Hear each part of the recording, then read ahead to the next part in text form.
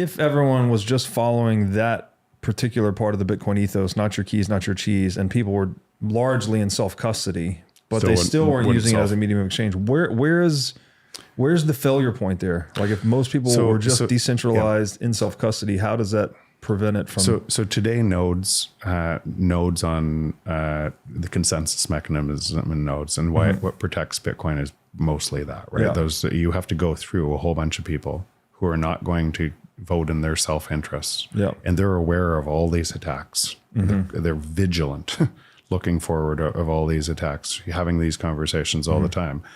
And you could expect, because 97% of people will cheat, and this would be a really great way to cheat, you could expect millions of attacks over and over and over again. You could expect attacks. You could expect people to not know that. So, but the nodes control that more and more so as more and more lightning happen, more and more payments happen. If you concentrated the economic nodes to a couple different economic nodes that were controlled through Tether or through, and everybody was using a stable coin, and those and the fees on those stable coins were being paid to the miners, then the economic nodes would vote for a chain split to say this only the US derivative of Bitcoin is the one that's good. You would force a chain split at the time that would say, it still probably wouldn't kill Bitcoin, but it would say, then these people would have to vote to abandon the system. And it's interesting because most of the people inside the centralized system won't run nodes. They won't run, but the economic nodes, right, that are going through all the transactions, if they were centralized, then there would be pretty big power to.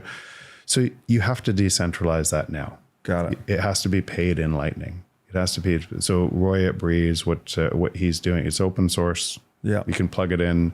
You can, and it distributes around. If everybody's using a derivative instrument of Bitcoin, why would that derivative instrument look any different than gold?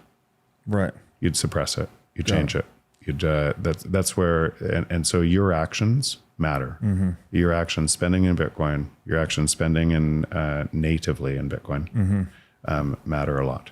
So that makes sense. I guess follow on clarifying question. I think Bitcoin has done somewhere in the neighborhood of $7 trillion in transaction volume settlement over its lifetime. Yeah. Around that, like, at the dollar price at the time of transaction. Is that the metric we should be looking at to determine whether it's transitioning to a medium of exchange, or is there something more subtle than that? It sounds like it should be maybe lightning volume, or what? It's going to be a number of different things, but you want the nodes, the economic nodes and the transactions, you want to start spending in it. Just remember today, if you spent in it, you can replace it tomorrow. Right. And then as you spend and replace it, accept it if you're doing trades, right?